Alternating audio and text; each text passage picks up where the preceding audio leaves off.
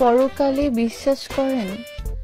না, আমি পরকালে একদমই বিশ্বাস করি না। আমি আসলে যেটা দেখি না বা যেটা দেখি না আসলে ওটা আসলে কখনো বিশ্বাস করি না।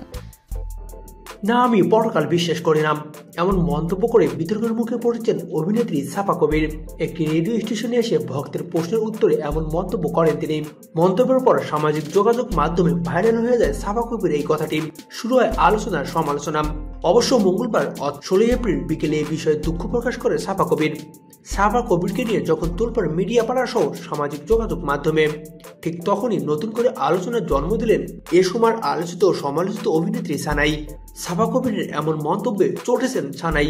তিনি বলেন, বাংলাদেশ মুসলিম দেশ, আর ওর সাহস হয় কিভাবে এমন মন্তব্য করার।